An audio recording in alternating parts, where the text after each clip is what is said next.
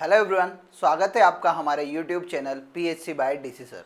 दोस्तों, आज के इस लेक्चर में हम हमारा टारगेट जो हम लेके चल रहे थे 10 दिनों वाला, उसका आज हमारा तीसरा दिन है, जिसके अंतर्गत हम प्रमुख संशोधन के बारे में पढ़ने वाले हैं, जिसमें मैं सभी संशोधन को आपको पढ़ाऊंगा।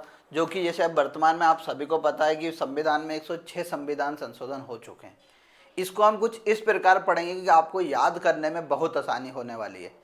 जैसे आप लगातार पढ़ते हैं तो आपको याद नहीं होता है, पर मैंने कुछ इसे इस प्रकार बनाया है कि इसे आप आसानी से याद कर लेंगे।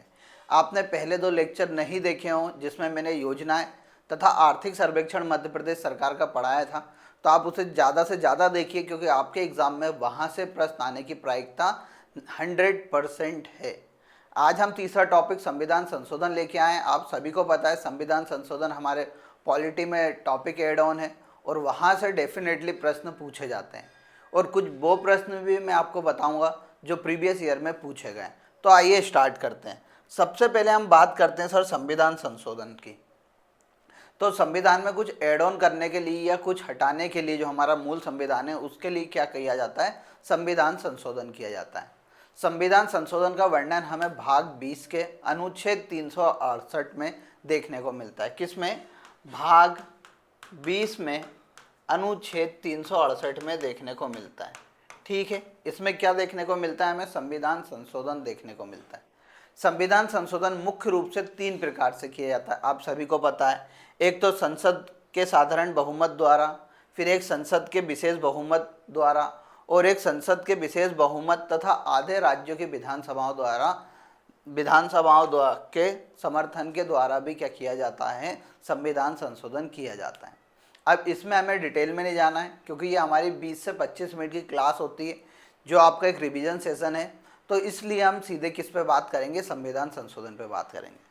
इसमें मैं आपके लिए वो संविधान संशोधन लेके आया हूँ जो मूल रूप से नए हुए हैं और साथ साथ जिन्हें बार बार एग्जाम में पूछा जाता है। ठीक है, तो देखो, सबसे पहले मैं आपको बताऊंगा अनुसूची से संबंधित संविधान संशोधन, फिर हम बात करेंगे कि सर भाषा से रिलेटेड संविधान संशोधन, फिर नवीन संशोधन और कुछ महत्वपूर्ण संशोधन। ये 4 भाग में मैंने इस टॉपिक को कवर किया है, जिससे आपको यह टॉपिक आसानी से क्लियर हो जाएगा। तो सबसे पहले हम देखते हैं सर अनुसूचियों से संबंधित संशोधन कब और कैसे हुए। तो आप सभी को पता है मूल संविधान में मुख्य रूप से कितनी अनुसूची थी? 8 अनुसूची थी। 8वीं अनुसूची आप सभी को पता है भाषा से संबंधित थी। फिर 9वीं अनुसूची जोड़ी जाती है, 10वीं अनुसूची जोड़ी जाती है, 11वीं अनुसूची जोड़ी जाती है और 12वीं अनुसूची जोड़ी जाती है। अब इन्हीं अनुसूची से क्या हो सकता है? हमारे एग्जाम में प्रश्न पूछा जा सकता है। तो देखो, मैं बताता हूँ कि भैया 9वीं अनुसूची कब जोड़ी गई, 10वीं अनुसूची कब जोड़ी गई, 11वीं और 12वीं, और ये किससे संबंधित है। तो पहले हम बात कर लेते हैं अनुसूची से संबंधित। तो देखिए, 9वीं अनुसूची के लिए कौन सा संविधान संशोधन किया गया था? पहला संविधान संशोधन किया गया था। 9वीं अनुसूची को जोड़ने के लिए पहला संविधान संशोधन 1951 में किया गया था, जो कि भूमि सुधार से संबंधित था। आप सभी को पता है, ये एमपीपीएससी ने पूछ चुका है पहला संविधान संशोधन किस अनुसूची से संबंधित था। तो पहला संविधान संशोधन किस अनुसूची से संबंधित था? तो 9वीं अनुसूची से संबंधित था, जो भूमि सुधार से संबंधित था। फिर होता है 10वीं सूची को जोड़ा जाता है, 10वीं अनुसूची को जोड़ा जाता है। तो 10वीं अनुसूची किस संविधान संशोधन के द्वारा जोड़ी जाती है? तो 10वीं अनुसूची 52वें संविधान संशोधन के द्वारा जोड़ी जाती है, जिसके अंतर्गत दल बदल कानून की बात कही गई। ठीक है, फिर देखिए 11वीं अनुसूची, आप सभी को पता है 10 बार एग्जाम में पूछी जा चुकी है।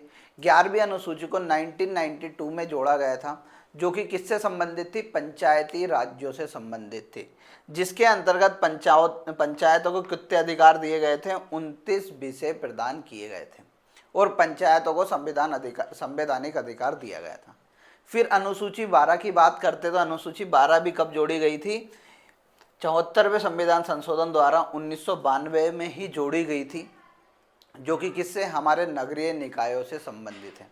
तो देख लिया हमने अनुसूची से संबंधित 4। सर आपने बताया कैसे कि 4 कौन सी जोड़ी थी? पहले 8 थी, अब 12 है। तो सर वो 4 कौन कौन सी जोड़ी गई? तो 9वीं को मैंने बताया पहला संविधान संशोधन 1951 द्वारा जोड़ा गया है, जिसमें भूमि सुधार है। फिर 52वें संविधान संशोधन द्वारा 10वीं अनुसूची जोड़ी गई थी, जिसमें दल बदल कानून है, वो कब हुआ था? तो 1985 में हुआ था। फिर 73वां संविधान संशोधन जो 1992 में हुआ, उसके द्वारा किसको? पंचायती राज्यों को संवैधानिक अधिकार प्रदान किए गए। फिर 74वां संविधान संशोधन भी 1992 में हुआ, जिसके द्वारा नगरीय निकायों को संवैधानिक अधिकार प्रदान किए गए थे।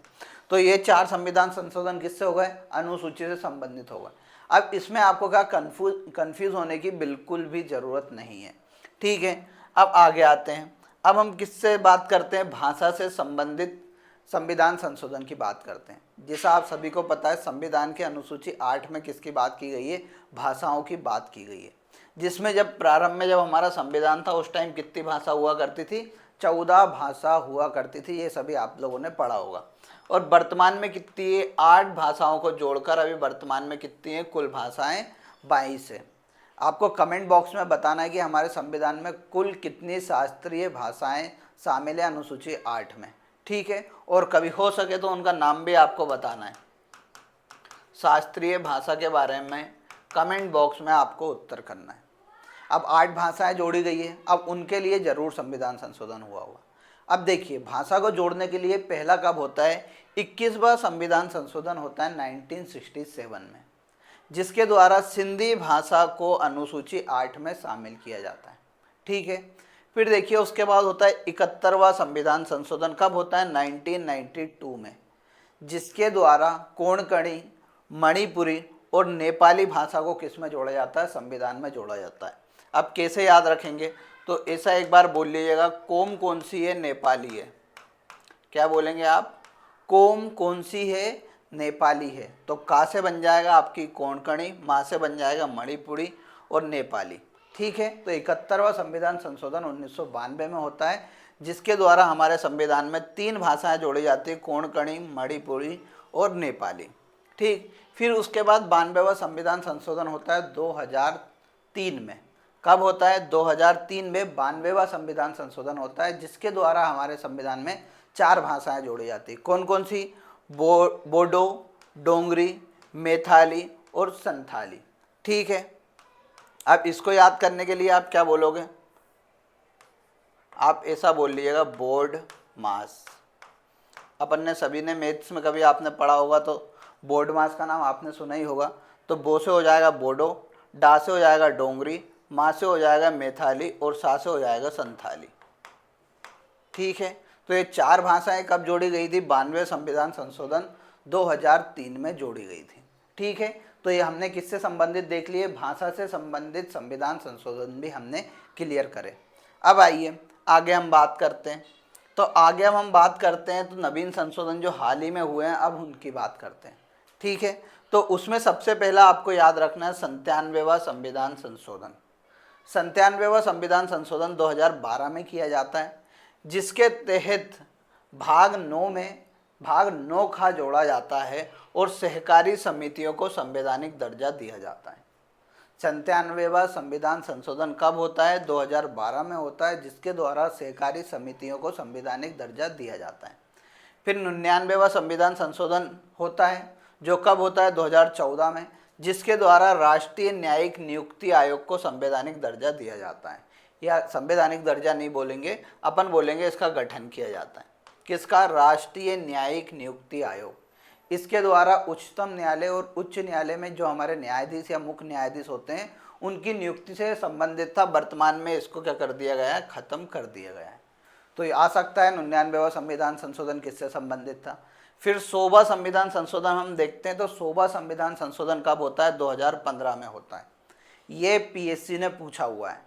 इसके द्वारा क्या होता है कि बांग्लादेश और भारत के बीच कुछ सीमा को लेकर समझौता होता है 100वें संविधान संशोधन के द्वारा। पूछा जा सकता है क्योंकि 100वां संविधान संशोधन है, इसलिए किससे संबंधित था? भूमि से संबंधित था, जो कि भारत और बांग्लादेश के मध्य आती थी, ठीक है। अब 101वां संविधान संशोधन आप सभी को पता है 2017 में होता है, जिसके द्वारा जीएसटी वस्तु एवं सेवा कर को क्या किया जाता है? लागू किया जाता है। अब 101 हम किस में देते हैं? किसी भी शुभ कार्य में हम 101 रुपया रखते हैं। तो 101 रुपये यानी पैसा दे रहा हो तो जीएसटी दे रहा हो, तो उससे संबंधित आप रिलेट करके कर लेना कि 101 के द्वारा क्या किया गया था? हमने वस्तु कर को जोड़ा था। फिर देखो 100वां संविधान संशोधन कैसे याद रखोगे भैया, ऐसे याद रख लेना कि सचिन तेंदुलकर ने अपना 100वां शतक किसके खिलाफ लगाया था, बांग्लादेश के खिलाफ लगाया था। तो 100वां संविधान संशोधन किससे हो जाएगा, बांग्लादेश से संबंधित हो जाएगा। ठीक है, 99 4 बार बोल लेना, 99 सदस्य उच्च न्यायालय में होते हैं, 99 सदस्य उच्चतम न्यायालय में होते हैं, ऐसा कुछ बोलोगे तो आपको राष्ट्रीय न्यायिक आयोग भी याद हो जाएगा। ठीक है, फिर ये थोड़ा याद रख लेगा। अब 102 संविधान की बात करते हैं। तो 102वां संविधान संशोधन 2018 में किया जाता है, जिसके द्वारा पिछड़ा वर्ग आयोग को संवैधानिक दर्जा दिया जाता है। क्या दिया जाता है, पिछड़ा वर्ग आयोग को संवैधानिक दर्जा दिया जाता है। ठीक है, फिर 103वां संविधान संशोधन 2019 में किया जाता है, जिसके द्वारा ईडब्ल्यूएस ईडब्ल्यूएस आर्थिक रूप से कमजोर व्यक्ति, इकोनॉमिक वीकर सेक्शन को 10% का क्या दिया जाता है, आरक्षण दिया जाता है। बहुत बार एग्जाम में पूछा गया है, दोनों आपको याद रखना है। 102 द्वारा पिछड़ा वर्ग और 103 द्वारा आप ऐसे याद रख लेगा ईडब्ल्यूएस की, यानी दोनों आरक्षण से संबंधित है। और इनका ईयर भी याद रखना कब हुआ था। फिर आगे आते हैं 104वां संविधान संशोधन देखते हैं। तो 104वां संविधान संशोधन 2020 में होता है, जिसके द्वारा क्या किया जाता है कि जो लोकसभा और विधानसभा में एंग्लो इंडियन सदस्य हुआ करता था पहले। जैसे हमारे मध्य प्रदेश में 231 विधानसभा सीटें पहले बोली जाती थी, अभी वर्तमान में कितनी बताते हैं, 230, क्योंकि उससे जो एंग्लो इंडियन की नियुक्ति होती थी उसे समाप्त कर दिया गया था। वो किसके द्वारा किया गया था, 104वें संविधान संशोधन द्वारा किया गया था। इसी के द्वारा क्या किया गया था कि जो हमारा परिसीमन हुआ था, इसके द्वारा ही एक और बात याद रखना कि देखो एंग्लो इंडियन को हटाया, इसके साथ साथ इनने क्या किया कि जो एसटी और एससी को आरक्षण दिया हुआ था किसमें, अपने संसद में, उसे कब तक के लिए बढ़ा दिया, 10 साल के लिए आगे और बढ़ा दिया, यानी 2030 तक वो आरक्षण कंटिन्यू होगा। ठीक है, जो उसमें दिया हुआ है किसमें, संसद में। जैसे आप सभी को पता है कितनी सीटें एससी की 84, एसटी की 47, तो इन दोनों को क्या दे रखा है, आरक्षण दे रखा है। तो सरकार ने क्या किया, उसे 10 साल के लिए और बढ़ा दिया था। फिर 105वां संविधान संशोधन 2021 में होता है, जिसके द्वारा राज्यों को सामाजिक और शैक्षणिक रूप से पिछड़े वर्ग की पहचान करने के लिए कुछ विशेष अधिकार प्रदान किए गए। किसके द्वारा, 105वें संविधान संशोधन द्वारा पिछड़े वर्गों की, यानी पिछड़े वर्गों की आप किसकी जांच कर लीजिए, पहचान कर लीजिए। इन पहचान के लिए राज्य सरकार को कुछ विशेष अधिकार प्रदान किए गए 105वें संविधान संशोधन द्वारा। 106वां संविधान संशोधन 2023 में हुआ। इसके द्वारा आप सभी को पता है महिला बंधन अधिनियम लाया गया था, पता है। उसमें महिलाओं को कितना, राज्यों की विधानसभाओं में और जो संसद था उसमें कितनी महिलाओं को कितना, 33% का आरक्षण देने का प्रावधान किया गया था। तो महिला बंधन अधिनियम किससे हुआ था, 106वां संविधान संशोधन द्वारा ही क्या हुआ है, पारित हुआ है। और हाल ही में हुआ था। तो एमपीपीएससी इस बार पूछा जा सकता है कि महिला बंधन अधिनियम किस संविधान संशोधन द्वारा लागू हुआ है। तो आपको याद रखना है 2023 में 106वें संविधान संशोधन द्वारा क्या होता है, महिला बंधन अधिनियम हमारे यहाँ पारित होता है, जिसके तहत संसद और राज्य विधानसभाओं में महिलाओं को 33% का आरक्षण का प्रावधान किया गया है। ठीक है, जो कि 2026 से हमारे यहाँ क्या होगा, 2029 से हमारे यहाँ क्या होगा, लागू होगा वो आरक्षण। ठीक है, तो ये हमने कुछ महत्वपूर्ण नवीन देख लिए। अब कुछ जो बार बार पूछे जाते हैं उन संविधान के बारे में हम बात करते हैं, संविधान संशोधन के बारे में। तो एक रखना है आपको, 7वां संविधान संशोधन 1956 में होता है। आप सभी को पता है क्यों होता है, फजल अली आयोग की नियुक्ति होती है, जिनको क्या दिया जाता है, राज्यों का गठन के लिए जिम्मेदारी सौंपी जाती है। तो जब वो रिपोर्ट सौंप देते हैं 1955 में, उसके बाद सरकार क्या करती है, 7वां संविधान संशोधन लाती है 1956 में। और 1956 के बाद भारत में 14 राज्य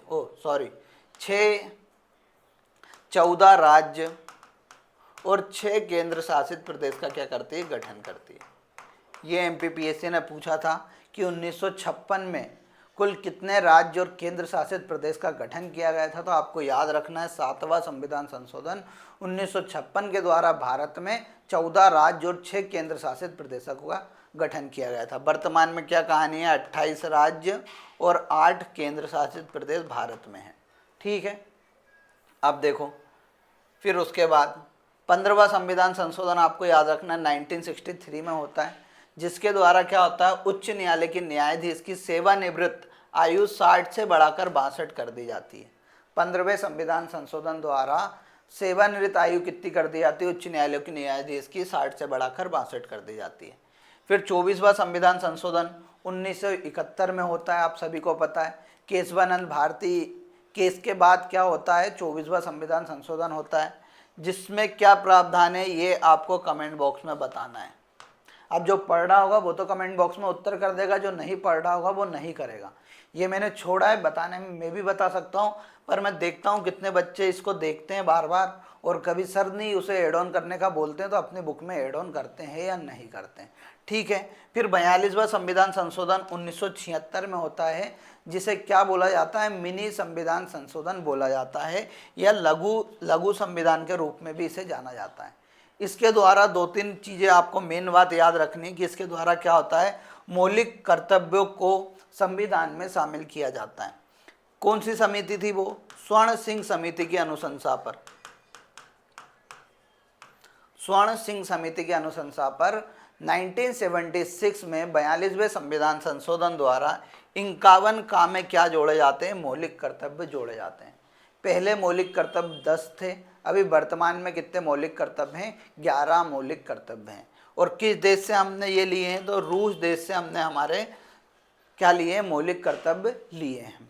फिर देखिए, फिर इसके बाद क्या होता है, 42वें संविधान संशोधन द्वारा प्रस्तावना में पहली बार संविधान संशोधन किया जाता है, जिसके द्वारा प्रस्तावना में 3 शब्द जोड़े जाते हैं, एक समाजवाद, एक धर्मनिरपेक्ष और एक अखंडता। 4 बार बोलिएगा तभी याद होगा, समाजवाद, धर्मनिरपेक्ष और अखंडता शब्द को जोड़ा जाता है। ठीक है। 42वां संविधान संशोधन से बहुत बार प्रश्न पूछा गया है। फिर उसके बाद 44वां संविधान संशोधन 1978 में किया जाता है, जिसके तहत क्या किया जाता है कि जो संपत्ति का अधिकार पहले हमारे मूल अधिकार में शामिल था, उसे विधिक अधिकार बना दिया जाता है 300 का में जोड़कर। तो ये पीएससी ने 10 बार पूछा है कि संपत्ति के अधिकार को मूल अधिकार से किस संविधान संशोधन द्वारा हटाया गया था। तो किस संविधान संशोधन से हटाया गया था, तो 44वें संविधान संशोधन के द्वारा 1978 में हटाया गया था। अब 42वें संविधान संशोधन में क्या किया जाता है, लोकसभा और राज्य विधानसभाओं के जो सदस्यों की कार्यकाल होता है उसे 5 से बढ़ाकर 6 कर दिया जाता है। तो 44वें संविधान संशोधन में मोरारजी देसाई की सरकार क्या करती है, वो 6 साल को घटाकर वापस क्या कर देती है, 5 साल कर देती है। ठीक है। तो ये आपको याद रखना है 44वां संविधान संशोधन। फिर देखिए, फिर हम बात करते हैं 61वां संविधान संशोधन की। तो 61वां संविधान संशोधन 1989 में होता है, जिसके द्वारा आपका वोट देने का अधिकार जो है, पहले वो 21 वर्ष हुआ करता था, उसकी वोट देने की उम्र को घटाकर कितना कर दिया गया था, 18 वर्ष कर दिया गया था। किसके द्वारा, 61वां संविधान संशोधन 1989 के द्वारा। फिर 69वां संविधान संशोधन होता है 1991 में, जिसके द्वारा दिल्ली को एक विशेष दर्जा दिया जाता है और दिल्ली को राष्ट्रीय राजधानी क्षेत्र बना दिया जाता है। तो आपसे पूछेगा दिल्ली को राष्ट्रीय राजधानी क्षेत्र किस संविधान संशोधन द्वारा बनाया गया था, तो 69वें संविधान संशोधन द्वारा दिल्ली को राष्ट्रीय राजधानी क्षेत्र बनाया गया था।